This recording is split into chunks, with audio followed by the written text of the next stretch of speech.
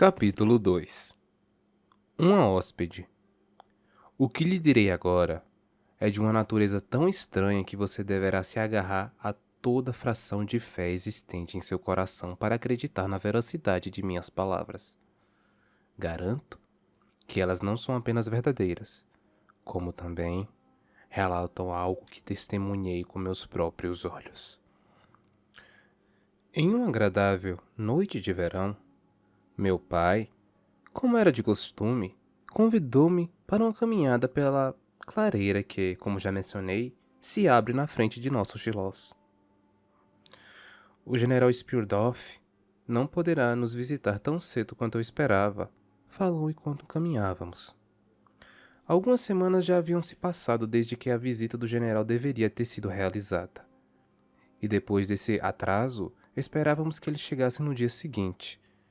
Ele traria consigo sua sobrinha, uma jovem Mademoiselle Renfield, ainda uma desconhecida para mim, mas eu já ouvira comentários sobre ela ser uma garota deveras encantadora. Eu esperava que sua presença me trouxesse dias bastante felizes, e por isso, o adiamento dessa visita me deixava mais frustrada do que qualquer garota podia imaginar. Receber rostos novos em casa era algo que vinha alimentando minhas expectativas sonhadoras havia semanas. "E quando ele virá?" perguntei ao meu pai. "Não antes do outono. Não durante os 2 próximos meses, eu diria", respondeu ele. "E fico feliz, minha querida, que você não tenha chegado a conhecer a Mademoiselle Renfield." "Mas por quê?" indaguei, ao mesmo tempo aborrecida e curiosa. "Porque a pobre garota morreu", foi sua resposta. "Esqueci-me de que ainda não havia lhe contado. Você não estava comigo quando recebi a carta do general hoje mais cedo." Eu fiquei abismada. O general Spierdorf, em uma primeira carta enviada cerca de 7 semanas antes, havia mencionado que a saúde de sua sobrinha pedia cuidados, mas ele não demonstrara o mínimo sinal de suspeita de morte. "Aqui está a carta do general", disse meu pai, entregando-a a mim. "Temo que ele esteja em profunda amargura. A carta parece ter sido escrita por alguém com a mente em estado de completa dispersão." Sentamo-nos em um banco envelhecido, sobre um grupo de deslumbrantes tilhas. O sol poente levava consigo toda a resplandecência melancólica para trás do amplo horizonte esverdeado pela mata, e o riacho que atravessava a lateral de nossos xilós, passando sobre a velha ponte de inclinação acentuada, serpenteava rumo ao emaranhado de frondosas árvores, correndo bem próximo aos nossos pés, carregando em sua corrente o brilho escarlate de um céu que já se desbotava.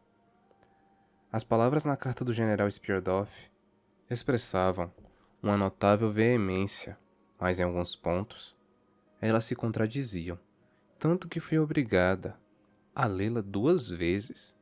A segunda leitura foi feita em voz alta, e ainda assim não fui capaz de deduzir nada da mensagem, exceto que a lucidez do general havia sido tomada pelo luto. A carta dizia: "Perdi minha tão querida filha, a quem eu tanto amava. Durante os últimos dias em que a querida Berta sofreu com sua doença, me vi incapaz de escrever-lhe. Antes desse período, eu não tinha ideia do perigo que ela corria.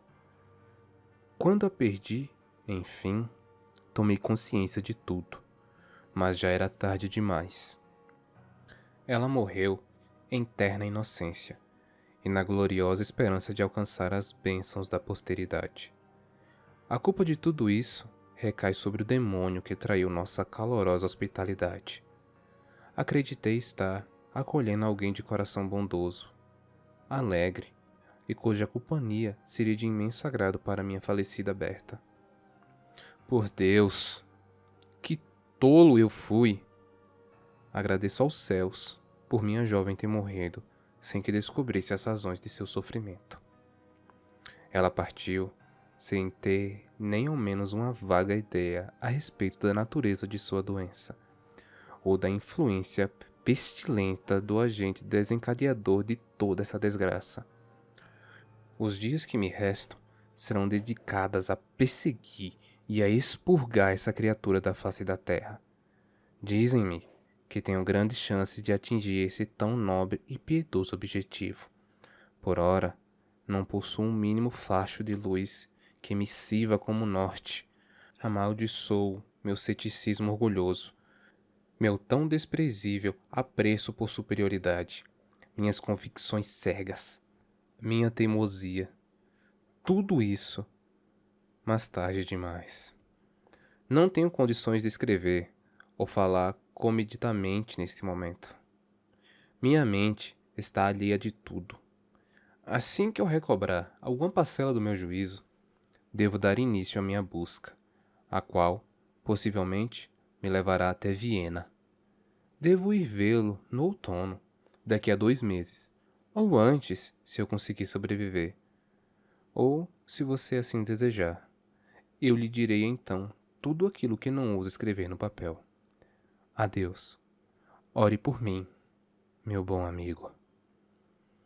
Assim acaba essa peculiar carta, e, apesar de eu nunca ter conhecido a tão estimada Bertha Randfield, meus olhos foram repentinamente invadidos por lágrimas. Fiquei aturdida e dolorosamente desapontada. O sol havia, enfim, se posto, e o crepúsculo já avançava pelo céu, quando devolvi a carta do general ao meu pai. Perambulamos sobre o céu claro daquela noite de brisa suave. Ponderamos sobre como poderíamos interpretar as tão bruscas e incoerentes palavras que acabara de ler. Não mais que 1,5 km nos separamos da estrada que passa pela frente do Chilós, e, quando a alcançamos, a lua já se erguia com seu fulgor, brilhante no céu. Ao chegarmos perto da ponte levadiça, avistamos Madame Perrodon e a Mademoiselle de La Fontaine, ambas sem seus gorros, pois que haviam decidido aproveitar o ar fresco daquela noite e observar o esplendoroso luar. Seu falatório entusiasmado ficava mais alto à medida que nos aproximávamos. Juntamo-nos a elas para observar aquela encantadora visão. À nossa frente, estendia-se a clareira pela qual eu e meu pai havíamos acabado de caminhar. Do nosso lado esquerdo, a estreita e sinuosa estrada seguia seu rumo até abrigar-se sobre um grupo de majestosas árvores, sumindo de vista ao penetrar na escuridão da mata fechada. À direita, essa mesma estrada cruzava a íngreme e exótica ponte, ladeada pelas ruínas de uma antiga torre que outrora guardava aquela passagem.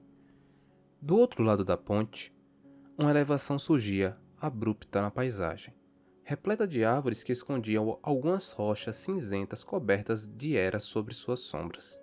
Para além das planícies relvadas, podia-se ver uma tênue camada de neblina que deslizava no ar suavemente como fumaça, separando as paisagens como um véu translúcido. De tempos em tempos, nossos olhos captavam o ligeiro faiscar da luz da lua nas eventuais ondulações do rio. Não se podia conhecer no mundo um cenário mais delicado e encantador de se contemplar. Apesar da tragédia que eu acabara de ler ter impregnado meu olhar com certa melancolia, nada seria capaz de perturbar a profunda serenidade que permeava aquele panorama tão cheio de glória e brandura. Meu pai, um grande apreciador do pitoresco, e eu permanecemos em silêncio, apenas admirando a vastidão que se alargava sobre nossos pés. As duas bondosas governantas, posicionadas um pouco atrás de nós, debatiam sobre a visão e discorriam com eloquente entusiasmo sobre a lua. Madame Perrodon era uma mulher corpulenta na meia idade. Seu profundo romantismo a fazia enxergar poesia em tudo, e por isso estava sempre soltando suspiros. Mademoiselle de La Fontaine, cujo sangue alemão herdado do pai a fazia se intitular como alguém experiente nos campos da psicologia, da metafísica e até do misticismo. Alegava que o brilho intenso da lua era uma evidência clara de que alguma peculiar atividade espiritual estava em curso. Eram variados os efeitos que o fulgor da lua cheia causava na mente dos mortais. Ela exercia influência nos sonhos, intensificava a loucura e o nervosismo das pessoas e também interagia de uma maneira extraordinária com a vida física. O primo de Mademoiselle, ela nos contou, trabalhava como imediato em um navio mercante quando, ao adormecer no convés, com um rosto totalmente banhado pela luz do luar, acordou em desespero de um sonho em que uma velha dama arranhava sua face com as unhas, puxando-a para um dos lados. Seu rosto nunca mais recobrou a forma original. Nesta noite, começou a dizer a Mademoiselle, a lua está emanando energias idílicas e magnéticas com muita intensidade. E percebem, ali atrás, todas as janelas dos xilós cintilando com esse clarão prateado. Parece até que mãos invisíveis acenderam as luzes de todos os cômodos para dar boas-vindas aos habitantes do mundo das fadas. Por vezes, alcançamos um estado de espírito tão indolente que, ao encontrarmos-nos indispostos a contribuir para uma conversa, o simples ato de ouvir a fala de outro é algo bastante agradável aos nossos ouvidos indiferentes. E assim, continuei a observar a lua, satisfeita em apenas escutar a conversa das mulheres. Esta noite trouxe-me um humor melancólico, disse meu pai, depois de um longo silêncio, e pelo hábito de manter nosso inglês ainda vivo, ele citou Shakespeare. Não sei ao certo por que razão estou tão triste. Isso me enfara. E a vós também, disseste. Mas de onde veio essa tristeza? De que modo a adquiri? Esqueci-me do resto. Mas presinto no ar um grande infortúnio prestes a desabar sobre nós. Creio que a carta do infeliz general tenha despertado esse sentimento. E, naquele exato momento, o inesperado som de cascos e rodas de carruagem roubou-nos a serenidade de nossa contemplação. O barulho parecia estar se aproximando do terreno alto que se situava no outro lado da ponte, e não demorou muito até que a silhueta de um pequeno comboio despontasse sobre aquela elevação. Primeiro, 2 cavaleiros atravessaram a ponte, acompanhados pela carruagem puxada por 4 cavalos, e por fim, mais 2 homens em suas montarias seguiram os demais. A carruagem apresentava pertencer a alguém da alta sociedade, e todos nós nos encontramos imediatamente absortos na apreciação daquele tão incomum espetáculo. E, em um pouco tempo, tudo se tornou ainda mais inusitado, pois no momento em que a carruagem passou o ponto mais alto da íngreme ponte, um dos cavaleiros que seguia o comboio sobressaltou-se e comunicou seu pânico aos outros. Aquele sinal, o grupo inteiro embalou suas montarias em um galope mais frenético, e todos se apressaram em nossa direção com a velocidade de um ciclone. Uma atmosfera ainda mais desesperadora foi conferida à cena quando ouvimos altos e longos gritos de uma voz feminina vindo da janela da carruagem. Precipitamo-nos em direção ao comboio, todos curiosos e apavorados. Eu, relutante e mergulhada em abismado silêncio, enquanto os outros atiravam no ar exclamações de profundo horror. Nosso suspense, contudo, foi breve. O comboio encaminhava-se por uma rota que, antes de atingir a ponte levadiça, era margeada por uma frondosa tilha de um lado, enquanto do outro havia uma antiga cruz de pedra. Ao avistarem a cruz, as desenfreadas montarias desviaram e jogaram a carruagem em direção à árvore. E uma de suas rodas passou por cima de uma raiz que se projetava para fora do solo. Eu sabia o que viria depois. Cobri meus olhos, incapaz de ver aquilo, e virei as costas para a cena. No mesmo momento, as governantas, que haviam se aproximado mais da estrada, soltaram um grito estridente. A curiosidade me forçou a voltar-me para a cena novamente, e abri meus olhos, e o que eu vi foi o quadro completamente caótico. 2 dos cavalos haviam sido lançados ao chão, e a carruagem encontrava-se tombada de lado, com suas rodas ainda girando no ar, enquanto os homens ocupavam-se em libertar os animais dos arreios. Notei também que uma dama de ar imponente havia saído da carruagem, e de tempos em tempos ela enxugava seus olhos com um lenço. De dentro da carruagem, agora estava sendo retirada uma jovem moça, de cujo corpo a vida parecia ter se esvaído. Meu bom e velho pai, com seu chapéu nas mãos, apressou-se em direção à dama mais velha e disse-lhe que os recursos do nosso Xilós estavam à sua disposição para oferecer qualquer tipo de socorro que lhe fosse necessário. Mas a mulher não pareceu ouvi-lo falar. Em verdade, ela aparentava não apresentar atenção em mais nada à sua volta, senão a esguia garota, que era agora posicionada cuidadosamente à margem da estrada. Aproximei-me. A garota parecia estar paralisada, mas certamente não estava morta. Meu pai, cuja curiosidade quanto ao campo da medicina o fizera adquirir alguns conhecimentos, assegurou à dama, que alegava ser a mãe da jovem, que, apesar de o pulso da garota estar fraco e descompassado, ele ainda podia ser claramente sentido.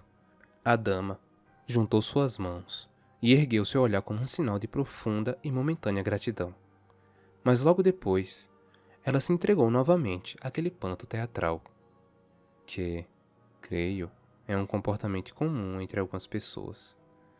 Ela era o que muitos considerariam uma mulher bastante preservada para sua idade, e em sua mocidade deve ter sido uma bela jovem.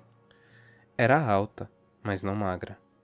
Trajava-se inteira de veludo negro, o que ressaltava sua palidez, e mantinha uma expressão orgulhosa e imperial, embora naquele momento estivesse incomumente contorcida de preocupação. Quem foi feito para suportar tamanha catástrofe? Eu a ouvi dizer enquanto me aproximava, suas mãos apertadas uma contra a outra. Cá estou, em uma jornada que pode acabar em vida ou em morte, na qual uma hora perdida pode significar a perda de tudo. Minha menina não recobrará o suficiente de sua saúde para continuar pelos próximos não sei quantos quilômetros. Devo deixá-la. Não posso, nem ousaria me atrasar mais. Senhor, a que distância encontra-se a vila mais próxima? É lá que devo separar-me dela, e por 3 meses não hei de ver mais minha querida, nem mesmo ter notícias de sua situação. Dei alguns discretos puxões no casaco do meu pai e sussurrei em seu ouvido. Oh, papai, proponha à dama que ela deixe sua filha aqui em nosso Xilós. Seria um imenso prazer. Vá, diga. Então ele falou, se a madame estiver de acordo em confiar sua filha aos meus cuidados e aos de minha governanta, a Madame Perrodon, e mantê-la aqui como minha hóspede até seu retorno, asseguro-lhe de que assumiremos tal responsabilidade com todo o zelo e empenho sagrados que um voto de confiança merece. Senhor, não posso por seu cavalheirismo e sua bondade à prova de uma maneira tão cruel como essa, respondeu a dama, indiferente. Absolutamente, madame. Pelo contrário, ficaríamos agradecidos com tamanho conforto que esse ato proporcionaria ao nosso coração em um momento como este. Uma atroz desventura acaba de deixar minha filha extremamente desapontada, pois uma visita a qual ela havia muito considerava como motivo de grande felicidade foi brutalmente impedida de acontecer. Será de inquestionável consolo ao seu coração se madame aceitar deixar sua filha conosco. A vila mais próxima que encontrará em sua rota ainda está muito distante daqui, e ela não é provida de estalagens em condições apropriadas para hospedar a sua filha. A senhora não pode permitir que a jovem corra riscos de continuar viajando por todas essas distâncias, já que alega não poder postergar sua jornada. Deve despedir-se de sua filha esta noite mesmo, e garanto que não encontrará no caminho nenhum outro lugar onde ela possa ficar em total segurança e receber os devidos cuidados, senão este aqui. Havia algo de distinto, ou até mesmo autoritário, no ar daquela mulher, e em seus modos, tão insinuamente que pareciam querer causar admiração a quem estivesse à sua volta, como se desejasse deixar clara sua convicção de que era uma pessoa de elevada notoriedade. Durante o tempo da conversa, a carruagem foi, enfim, reerguida e posicionada da devida maneira, e os cavalos foram novamente atrelados sem muita dificuldade. Apesar do drama de toda aquela cena, o olhar que a dama lançou à sua filha não foi algo que considerei tão afetuoso quanto se podia esperar. Ela então fez um sinal ao meu pai, pedindo para ele acompanhá-la a alguns passos dali, fora do alcance dos ouvidos, e começou a falar com ele com uma expressão dura e austera no rosto, tontamente contrária à que ela vinha usando até então. Fiquei admirada com o fato de meu pai não ter demonstrado notar nenhuma alteração na expressão da dama. Eu também estava inquietantemente curiosa para saber do que se tratava aquela conversa particular. O que ela sussurrava tão próximo ao ouvido do meu pai, com tanta seriedade e pressa? Durante uns 2 ou 3 minutos, ela se ocupou em transmitir seu comunicado ao meu pai, e então virou-se e dirigiu-se até o local onde sua filha estava deitada com a cabeça apoiada no colo da Madame Perrodon. A dama ajoelhou-se ao lado da jovem, levou os lábios para perto do seu ouvido e murmurou o que a governanta julgou ser algumas bênçãos. Após um breve beijo na face da filha, ergueu-se e subiu os degraus que levaram para dentro da carruagem, acompanhada por lacaios, vestidos em luxuosas librés. A portinhola fechou-se. Os batedores subiram em suas montarias e esporearam seus flancos. Os postilhões estralaram seus chicotes. Finalmente, os cavalos deram partida em um impetuoso galope e, acompanhada dos 2 cavalheiros que seguiram logo atrás, a carruagem seguiu sua viagem.